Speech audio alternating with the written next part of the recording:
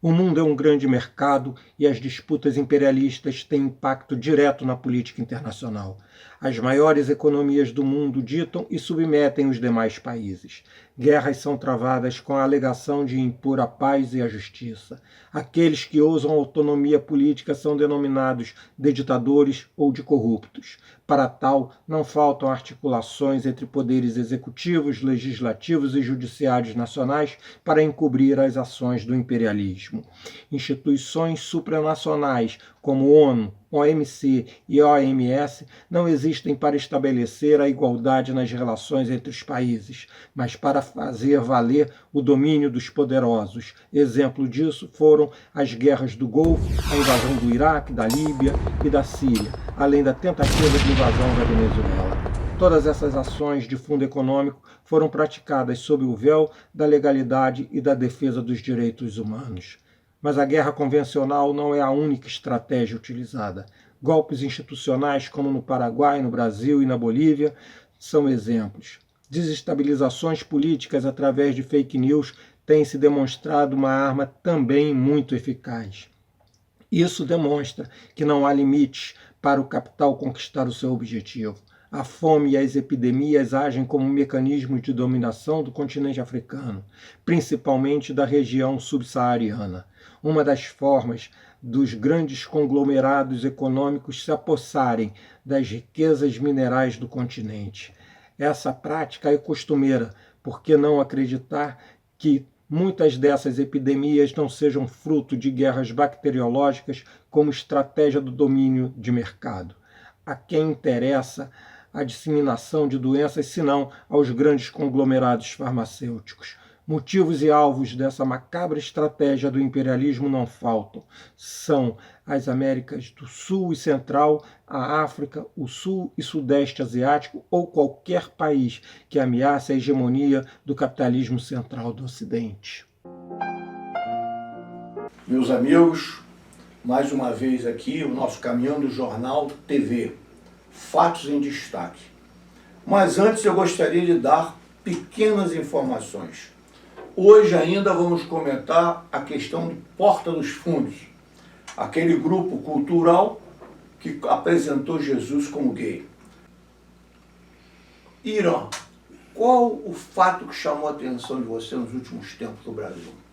Nos últimos tempos, o fato que mais me chamou a atenção foi o governo do Bolsonaro ter esbanjado 48 milhões de reais para achar uma caixa preta do BNDES nos últimos 10 anos, 15 anos, e sinceramente não encontraram nada. Ou seja, é um total despreparo do governo, um total despreparo do presidente e dos seus assessores, que deixam se torrar, com toda a alegação de falta de recursos, torrar 48 milhões para tentar fazer uma campanha política contra os seus opositores. Venhamos e convenhamos, precisava disso.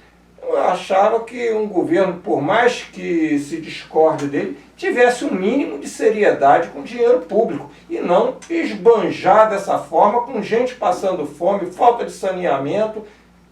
Vamos lá, né? Paciência.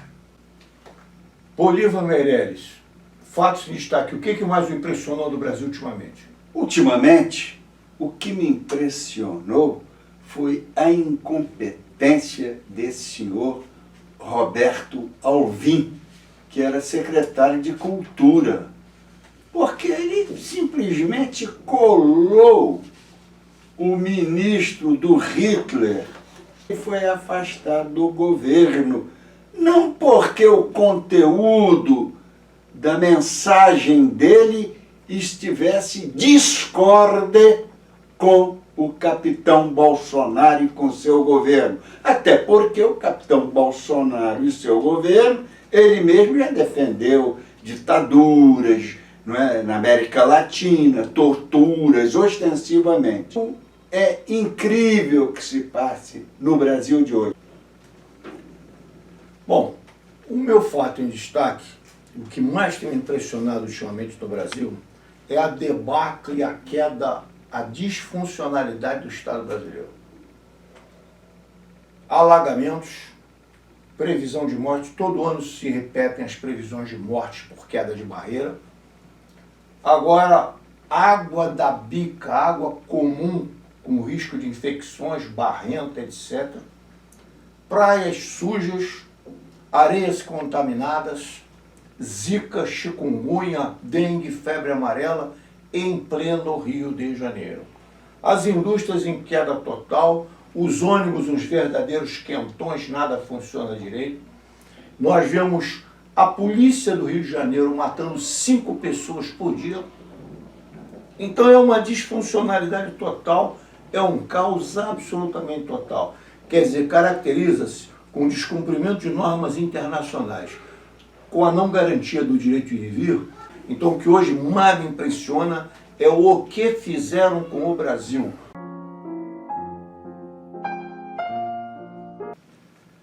A verdade dita de forma continuada e firme acaba sendo introjetada na cabeça das pessoas sérias, das pessoas verdadeiras. Contrário senso do que dizia o ministro da propaganda do Hitler, que a mentira dita continuamente acabaria virando verdade. É uma vergonha o Brasil nesse governo deste capitão fascista assumido, porque defensor da ditadura dos governos militares no Brasil, defensor de Pinochet no Chile, de outros governantes autoritários e fascistas, ele é um fascista também. Alô, amigos do Caminhando Jornal, da TV Comunitária do Rio de Janeiro. Essa música falando de um grito de socorro, falando sobre a desordem que está acontecendo na pesca no Brasil. A paisagem é de cinema, beleza da natureza, a Piracema onde os peixes escrevem lindos poemas. Deixem os peixes em paz e respeitem a desova. Na cabeceira da correnteza é que a vida se renova. É Piracema, a Senhora Aparecida deu sua benção. Os peixes vão subindo o rio, que linda a renovação. É Piracema, a Senhora Aparecida deu sua benção. Os peixes vão subindo o rio, que linda a renovação.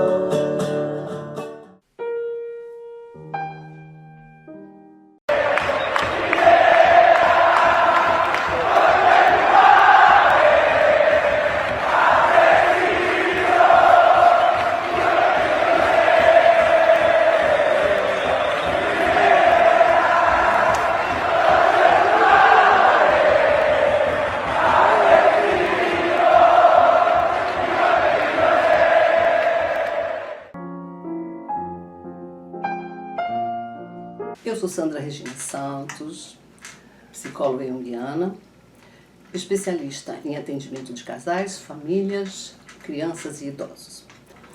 Hoje eu estou aqui para responder para uma ouvinte. Tem muitas pessoas nos procurando para questionar com queixas de questões de saúde pública. Ultimamente, a água que nós estamos passando com esse problema, a segurança na cidade do Rio de Janeiro. E ela me disse que ela está entrando em estado de depressão. Eu lamento o que esteja acontecendo tudo isso na nossa cidade. E sobre a depressão causada por situações do cotidiano, elas precisam de ajuda. As pessoas estão precisando de socorro. A água é só um dos fatores que desencadeiam a depressão, ou a tristeza, ou o pânico. Nós temos muitas situações que estão levando as pessoas a ficarem adoentadas, assustadas, amedrontadas. Então, o que eu tenho para dizer para essa senhora que está nos assistindo?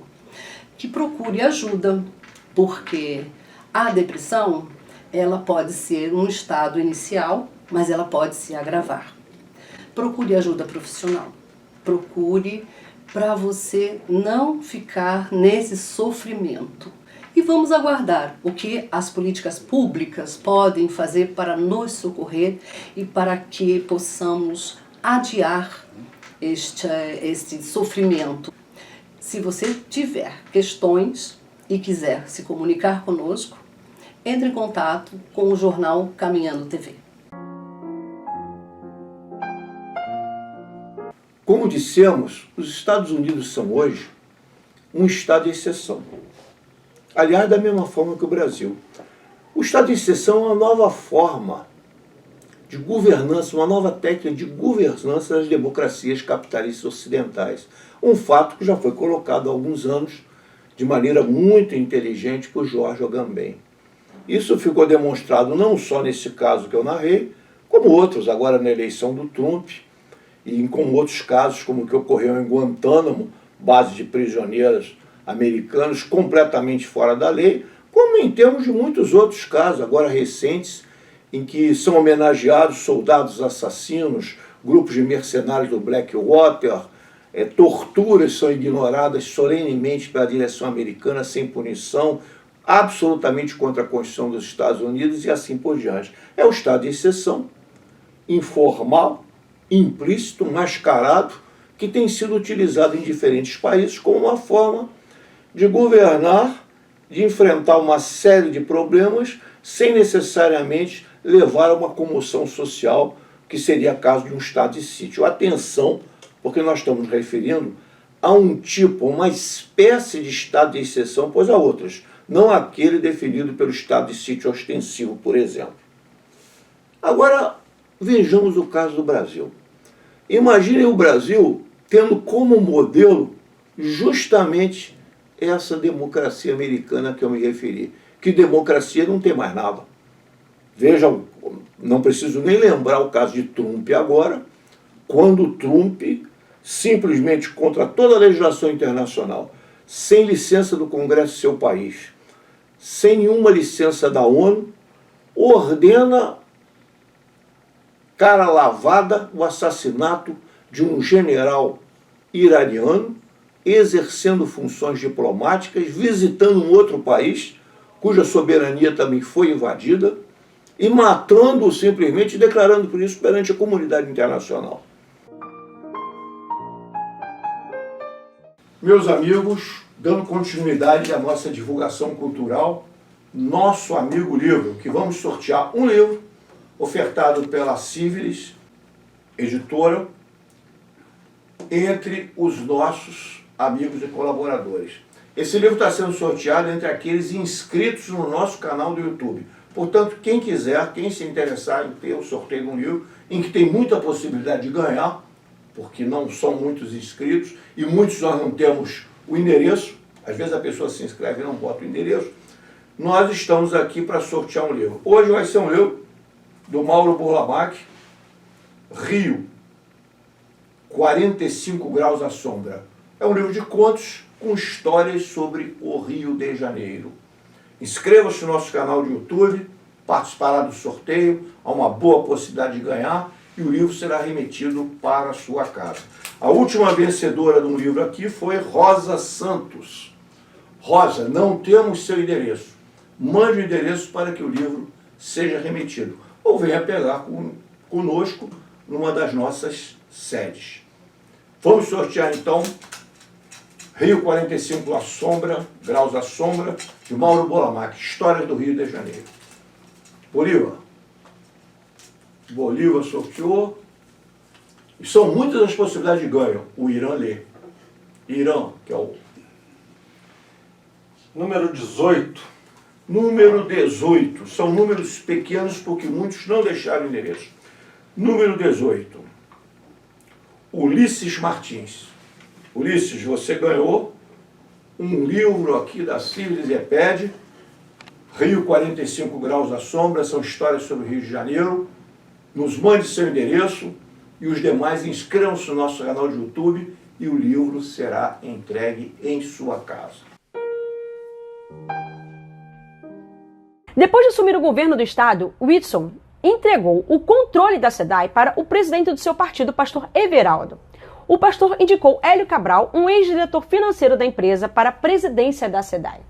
Em 2019, Hélio optou por demitir 54 engenheiros de carreira, que eram diretamente responsáveis pelo controle das estações, e engavetou projetos que poderiam melhorar a qualidade da água, com a justificativa de que a SEDAI não tinha verba. Acontece que só no ano passado, a empresa lucrou 800 milhões de reais. Esse dinheiro poderia ter sido investido para o benefício da população. O problema é que o sucateamento e a desmoralização da SEDAI interessam muito ao governo, que quer que a empresa seja privatizada. Entende agora por que eu sempre falo que política está em tudo? Não adianta dizer que não gosta de política, gente. Até a água que você bebe é política. Vasculhando um pouquinho mais, descobrimos que Hélio Cabral foi o diretor da Samarco, a empresa responsável pela tragédia em Mariana. Na época, ele chegou a ser indiciado pelo Ministério Público Federal com a suspeita de que sabia dos riscos do rompimento da barragem e ignorou as medidas para conter o desastre. Ele também trabalhou no governo Pezão, que pegou um empréstimo com o banco francês com vencimento em dezembro de 2020. E sabe o que foi colocado como garantia para esse empréstimo? Adivinha? Sim, isso mesmo, a SEDAI. Coincidência? Quando a gente sabe de tudo isso, fica evidente que Hélio Cabral assumiu a presidência da SEDAI com a missão de desmontar e privatizar a empresa. Pessoal, olha só, há algum tempo eu já venho martelando na mesma tecla do neoliberalismo, do avanço do neoliberalismo, e que isso é um projeto que não se restringe ao Brasil, mas um projeto global. Nesse projeto, obviamente, tem o quê? Algumas questões que afetam o Brasil diretamente. Uma delas diz respeito à Petrobras. Né? Na Petrobras, você tem aí toda uma política que de vinculação com o dólar, de vinculação com o mercado internacional, de modo a garantir justamente o quê? A rentabilidade dos investidores. Em nome dessa rentabilidade dos investidores, em 2016, nós tínhamos, por exemplo, um combustível que você pagava na bomba a R$ 3,75. 3 anos depois, nós temos um mesmo combustível, mas para garantir a rentabilidade dos investidores, esse combustível passa a ser pago na bomba o quê? R$ 5. Ora, não está se preocupando com o interesse do país, não está se preocupando com o interesse da população, mas sim simplesmente com o interesse dos investidores. Em nome disso, tá, os trabalhadores da Petrobras já vêm desde meados do ano passado tentando organizar uma greve nacional dos petroleiros para fazer frente a essa política neoliberal.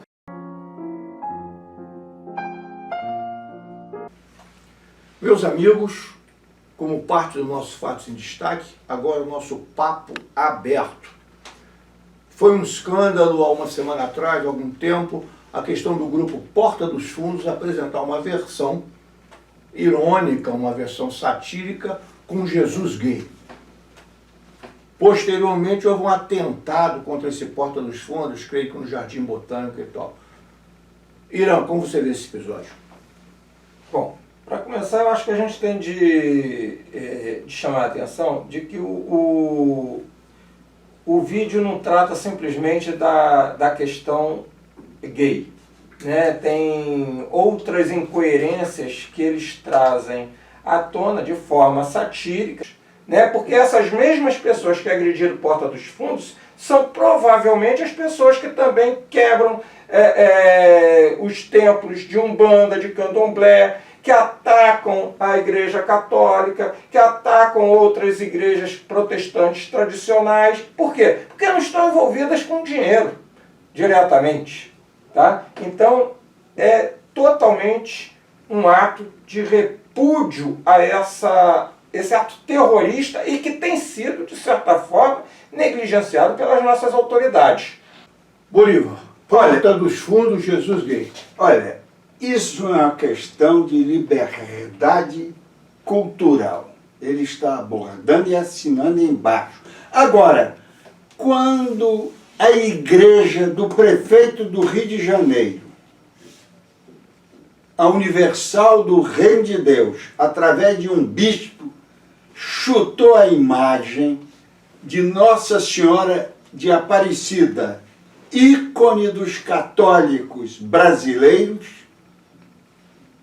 eles estão recebendo o capitão Bolsonaro com os fiéis da igreja dele. E não existe uma vergonha nisso tudo? Quando esse senhor Silas Malafaia vende Jesus como mercadoria, não é uma vergonha? Mas não acho mais vergonha desse grupo que analisou Jesus dentro de uma percepção deles do que o Silas Malafaia, que faz de Jesus mercadoria, ou a Universal do Reino de Deus, que chuta o ícone maior dos religiosos católicos do Brasil. Bom, a minha opinião sobre essa questão do Porta dos Fundos Jesus gay é que há 4 ângulos para analisar isso. O legal, o artístico, o ético e a questão do terrorismo. Sobre o ângulo legal, eu acho que não há o que censurar. Eles têm direito à sua expressão artística. Não deve haver censura. Sobre o ângulo ético, na minha opinião, há um desrespeito realmente às religiões, um desrespeito desnecessário ao apresentar essa visão gay de Cristo, que infringe o pensamento cristão e tal, não deixa de ser uma provocação. Na minha opinião, eticamente é uma coisa que poderia ser evitada. Não há necessidade de uma coisa dessa, nem há dados nesse sentido. Quanto à questão artística, sinceramente, achei o desempenho do grupo, você assistiu, extremamente fraco. Elementar, chutado. Então, muito fraco o desempenho artístico desse grupo, que em nada o faz ter maior merecimento. E, finalmente, quanto ao atentado contra ele, é um ato de terrorismo absurdo que o sujeito, um deles ficou de cara lavada e depois foi visto na Rússia, né? Parece que está na Rússia. Então, na verdade, é uma coisa premeditada, absurda e que deve ser condenado, porque é um reinício do terrorismo de direita no Brasil, que já causou muitos prejuízos. Uma coisa só me elucida nessa sua fala, e parece que ele é ligado a um grupo integralista, não é? Que é o nazismo brasileiro, caboclo. Além de tudo, ainda existe essa ligação, significa um ressurgimento de grupos terroristas no Brasil. E eu pergunto, a Polícia Federal investigou? Já prendeu todos? Como é que ficou isso? Desapareceu das manchetes? Essa é a minha indagação.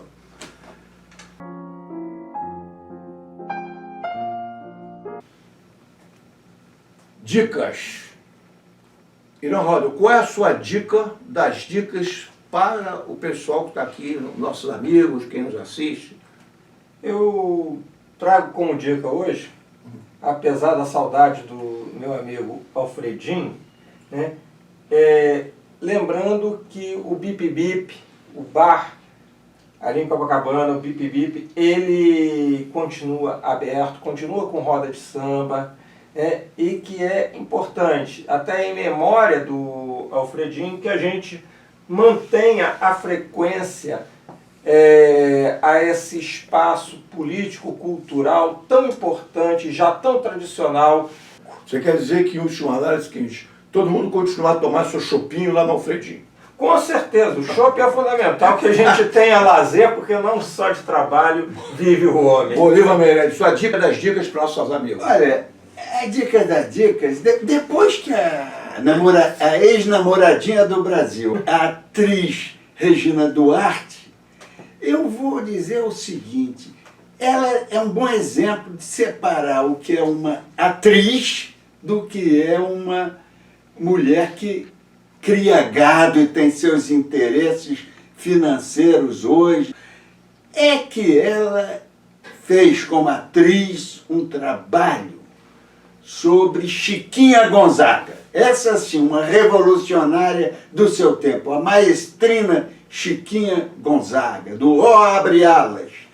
Essa mulher lutava pela abolição dos escravos e, na época, o possível, republicana. Bom, meus amigos, a minha dica das dicas são 2 seriados.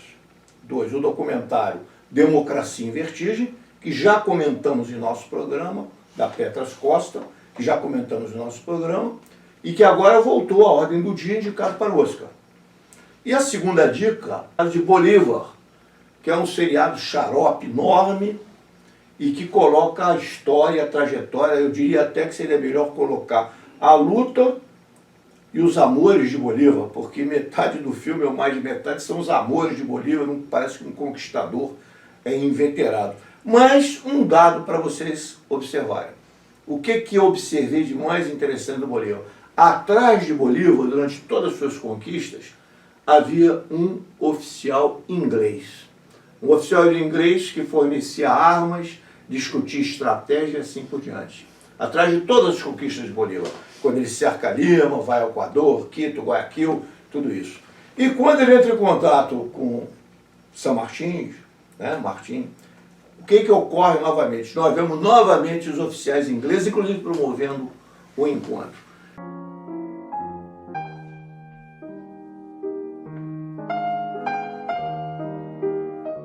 Cântico Negro, José Régio.